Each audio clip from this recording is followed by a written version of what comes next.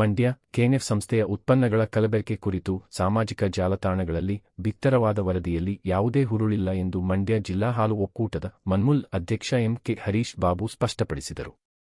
ಸುದ್ದಿಗೋಷ್ಠಿಯಲ್ಲಿ ಮಾತನಾಡಿದ ಅವರು, ಇತ್ತೀಚೆಗೆ ಸಾಮಾಜಿಕ ಮಾಧ್ಯಮಗಳಲ್ಲಿ ಪ್ರಕಟವಾದ ವರದಿಯಲ್ಲಿ ಕೆಎನ್ಎಫ್ ಉತ್ಪನ್ನಗಳಲ್ಲಿ ಕಲಬೆರಕೆ ಮಾಡಲಾಗುತ್ತಿದೆ ಎಂದು ಪ್ರಸ್ತಾಪಿಸಲಾಗಿತ್ತು.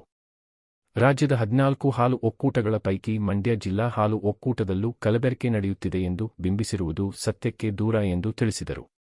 ಈ ವರ್ಷದ ಮಾರ್ಚ್ ತಿಂಗಳಿನಲ್ಲಿ ಗೆಜ್ಜಲಗೆರೆ ವ್ಯಾಪ್ತಿಯ ಹೊರಭಾಗದಲ್ಲಿರುವ ಮಾಸ್ಟರ್ ಇನ್ಸುಲೇಷನ್ ಗೋದಾಮಿನಲ್ಲಿ ದಾಸ್ತಾನು ಮಾಡಲಾಗಿದ್ದ ಹಾಲಿನ ಪೌಡರ್ನಲ್ಲಿ ಕಲಬೆರಕೆ ಕಂಡುಬಂದಿತ್ತು.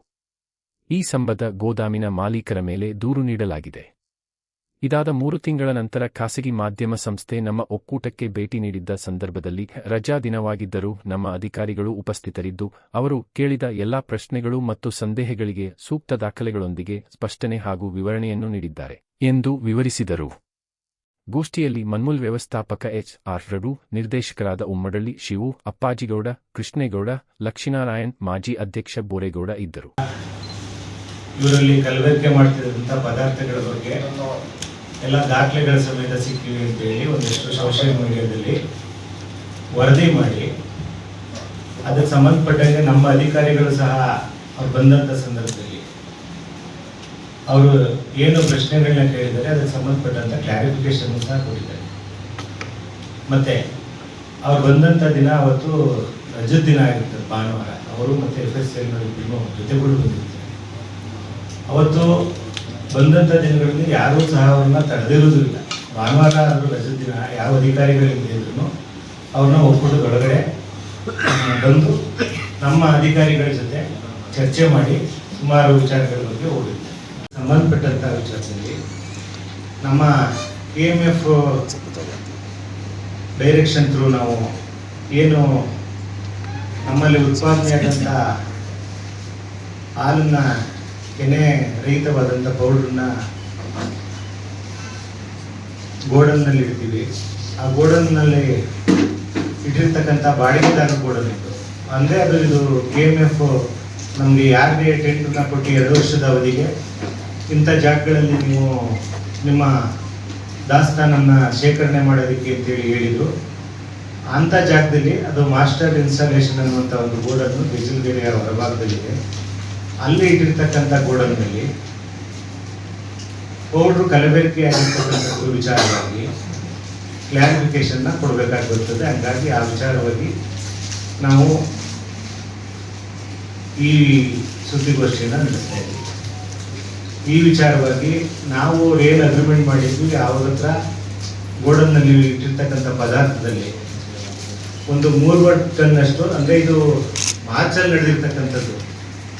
ನಾವು ಇದು ಮಾರ್ಚ್ನಲ್ಲೇ ಕಮಿಟಿ ಮೀಟಿಂಗ್ ಇಟ್ಟು ಇದ್ರ ಬಗ್ಗೆ ಸಂಬಂಧಪಟ್ಟ ಅಧಿಕಾರಿಗಳಿಗೆ ಮೊಕದ್ದಮೆಯನ್ನು ದಾಖಲೆ ಮಾಡೋದಕ್ಕೆ ಮದ್ದೂರು ಪೊಲೀಸ್ ಠಾಣೆಯಲ್ಲಿ ಕಂಪ್ಲೇಂಟು ಸಹ ರಿಜಿಸ್ಟರ್ ಮಾಡಿದ್ದೀವಿ. ಮತ್ತು ಅವರು ಈ ದಾಸ್ತಾನಿನಲ್ಲಿ ವ್ಯತ್ಯಾಸ ಕಂಡು ಬಂದಿರ್ತಕ್ಕಂಥದ್ದಕ್ಕೆ ನಮ್ಗಳನ್ನ ಒಂದು 3 ಹಂತದಲ್ಲಿ ಚೆಕ್ಗಳನ್ನು ಸಹ ಕೊಟ್ಟಿದ್ದಾರೆ. ಸುಮಾರು ಒಂದು 54 ಟನ್ನಷ್ಟು ನಮಗೆ ಶಾರ್ಟೇಜ್ ಬಂದಿತ್ತು ದಾಸ್ತಾನನ್ನು ಕೊಡಬೇಕಾದಂಥ ಜಾಗದಲ್ಲಿ.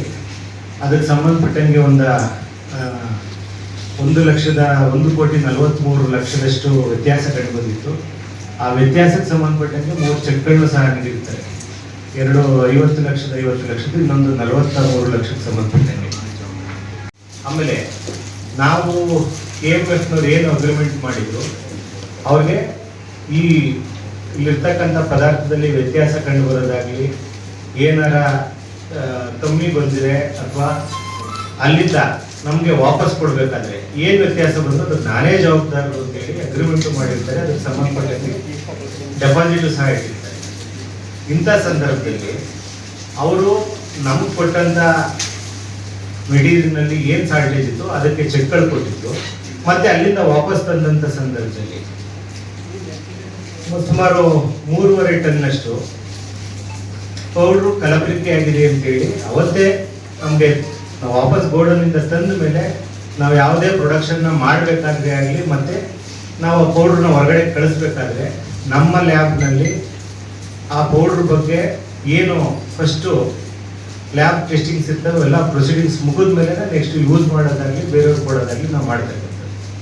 ನಮ್ಮ ಗಮನಕ್ಕೆ ಬಂದದ್ದು ಅದು ನಾವು ಪೌಡ್ರನ್ನ ಲ್ಯಾಬ್ ಕಳಿಸ್ದಾಗ್ಲೇ ಸುಮಾರು ಒಂದು 3 ಟನ್ನಷ್ಟು ಕಲಬೆರಕೆ ಆಗಿದೆ ಅನ್ನುವಂಥದ್ದು ಬಂದಿದೆ. ಬಂದಿರ್ತಕ್ಕಂಥ ಪೌಡ್ರನ್ನ ನಾವು ಸಪ್ರೇಟ್ ಇಟ್ಟು ಅದನ್ನು ರಿಜೆಕ್ಟೆಡ್ ಅಂತೇಳಿ ಇಂಟು ಮಾರ್ಕ್ ಹಾಕಿ ನೋಡಿ, ಆ ವರದಿಗಾರರು ಬಂದಾಗ ಸೋಷಿಯಲ್ ಮೀಡಿಯಾದಲ್ಲಿ ವರದಿನಲ್ಲಿ ಅವ್ರು ಕೇಳಿದಾಗ ನಮ್ಮ ಅಧಿಕಾರಿಗಳು ಆನ್ಸರ್ ಮಾಡ್ತಾರೆ, ಏನಕ್ಕೆ ಈ ಪೌಡ್ರನ್ನ ಇಲ್ಲಿ ಇಟ್ಟಿದ್ದೀರಿ ಅಂತೇಳಿ. ಅವ್ರ ವರದಿಗಾರರಿಗೆ ಕ್ಲಿಯರ್ ಆಗಿ ಹೇಳಿದರೆ ಇವೆಲ್ಲ ಇಂಟು ಮಾರ್ಕ್ ಹಾಕಿ ರಿಜೆಕ್ಟೆಡ್ ಅಂತೇಳಿ ಹಾಕಿರ್ತಕ್ಕಂಥ ಎಲ್ಲ ಬ್ಯಾಗ್ಗಳು ಒಂದು ಕಡೆನೇ ಇರ್ತವೆ. ಅದನ್ನೆಲ್ಲವೂ ರೀಯೂಸ್ ಮಾಡೋಕ್ಕಾಗಲಿ ಇನ್ನೊಂದಾಗಲಿ ಏನು ಮಾಡೋದಕ್ಕೂ ಆಗಲ್ಲ, ನಾವೇ ರಿಜೆಕ್ಟೆಡ್ ಪೀಸ್ ಅಂತೇಳಿ ಸೈಡ್ ಇಟ್ಟಿರ್ತೀವಿ. ಬಟ್ ಅವರ ಉದ್ದೇಶ ಏನೋ ಅವ್ರು ಬಂದಂಥ ಟೈಮಲ್ಲಿ ವಾದ ಮಾಡಿರ್ತಕ್ಕಂಥದ್ದು, ಇದು ನೀವು ಮರುಬಳಕೆ ಮಾಡ್ತಾ ಇದ್ದೀರಿ ಅಂತ ಹೇಳ್ತಾರೆ. ಮರುಬಳಕೆ ಮಾಡುವಂಥ ಪ್ರಸ್ತಾಪ ಏನಾದ್ರು ಇದ್ದಿದ್ರೆ ನಾವು ಅದನ್ನ ಹಂಗೆ ರಿಜೆಕ್ಟ್ ಪೀಸ್ನ ಅಲ್ಲಿ ಸೈಡ್ ಇಡುವಂಥದ್ದು ವಿಚಾರನೇ ಇರ್ತಿರಲಿಲ್ಲ. ಆಮೇಲೆ ಇದಕ್ಕೆ ಸಂಬಂಧಪಟ್ಟಂಗೆ ನಾವು ಆಲ್ರೆಡಿ ಕಂಪ್ಲೇಂಟನ್ನು ಸಹ ಕೊಟ್ಟಿರ್ತೇವೆ. ಇದಾಗಿರ್ತಕ್ಕಂಥದ್ದು 3ನೇ ತಿಂಗಳಿನಲ್ಲಿ.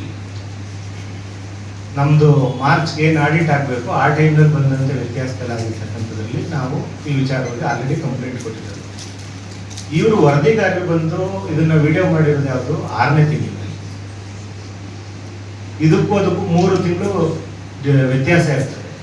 ಬಟ್ ಇವ್ರು ಯಾಕೆ ಹಿಂಗೆ ವರದಿ ಮಾಡಿದ್ರು, ಇಡೀ ಓವರ್ ಆಲ್ ನಂದಿನಿ ಉತ್ಪನ್ನಗಳ ಬಗ್ಗೆ ಯಾಕೆ ಇಷ್ಟೊಂದು ವಿಚಾರವನ್ನು ತಿಳ್ಕೊಳ್ಳದೇನೆ ಅಪಪ್ರಚಾರ ಮಾಡಿದ್ರು, ಇದು ನಮಗೆ ಅರ್ಥ ಆಗದಿರುವಂಥ ವಿಚಾರ. ಯಾಕಂದರೆ ಇವರೇ ಬಂದಿದ್ದಾರೆ, ಇವರೇ ಎಲ್ಲಾನು ನೋಡಿದ್ದಾರೆ, ನಮ್ಮ ಅಧಿಕಾರಿಗಳಿಗೆ ಸಂಬಂಧಪಟ್ಟಂಗೆ ಸ್ಪಷ್ಟವಾಗಿ ಉತ್ತರವನ್ನು ಕೊಟ್ಟಿದ್ದಾರೆ.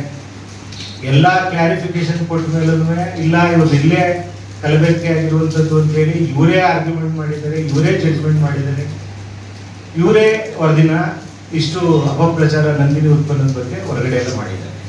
ಈ ಇದಕ್ಕೆ ಸಂಬಂಧಪಟ್ಟಂಗೆ ನಾವು ಮಾಡಿರ್ತಕ್ಕಂಥ ಮೊಕದ್ದಮೆ ಆಗಲಿ ಮತ್ತು ಅವರು ಇಲಾಖೆಯಿಂದ ತನಿಖೆ ಮಾಡಿ ಕೋರ್ಟ್ ಸಲ್ಲಿಸ್ತಕ್ಕಂಥ ದಾಖಲೆಗಳನ್ನ ಎಲ್ಲನೂ ಅಂತಂದು ಕೊಡ್ತೀವಿ ಈಗ ನೆಕ್ಸ್ಟ್.